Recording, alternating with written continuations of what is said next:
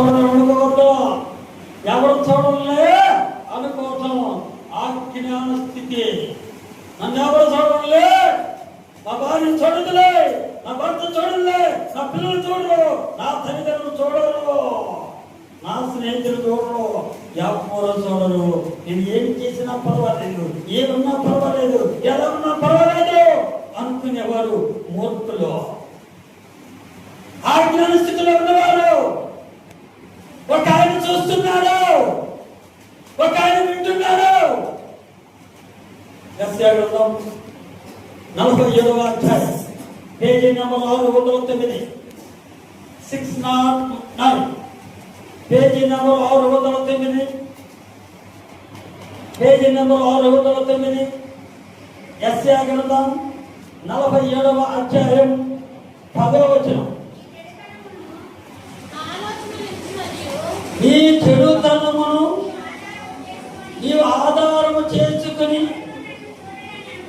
ఎవడను నన్ను చూడడని అనుకుంటుంది, నేనున్నానా, నేను తప్ప మరి ఎవరు లేరని నువ్వు అనుకున్నట్టుగా ఈ విద్యు ఈ జ్ఞానము నిన్ను చెరిపి వేసిన దేవుడికి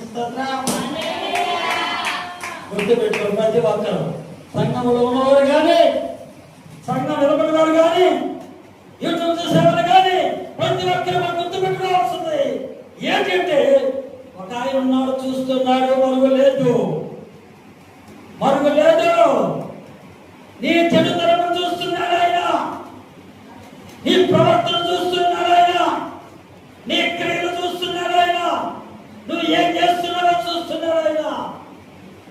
ఆయనకు మరుగంటూ ఏది లేదు. చూచుచున్న దేవుడు ఆయన, ఆయన తెలియదంటూ ఏది లేదు. మనం అనుకుంటాం ఎవరికి తెలియదులే, ఎవరికి తెలియదులే, నా భార్యకి తెలియదులే అనుకుంటాం.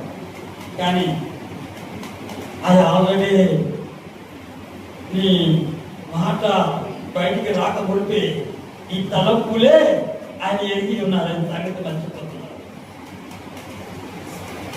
ఆయన ఎరిగి ఉన్నాడు, ఆయన చూస్తున్నాడు, చూస్తున్న దేవుడు ఆయన, మాట్లాడే దేవుడు ఆయన, అద్భుతాలు చేసేవాడు ఆయన. దేవుడికి ఇస్తాడా? ఆయనకి మొదలు లేదు, ఆయనకి మొదలు లేదు. ఒక శిష్యుల గురించి మాకు ప్రభు తెలియపరిచాడు. ప్రభు తెలియపరిచిన తర్వాత ఆ శిష్యుగారితో మాట్లాడమని ప్రభు తెలియపరిచాడు. ఆ శిష్యుగారితో మాట్లాడాడు.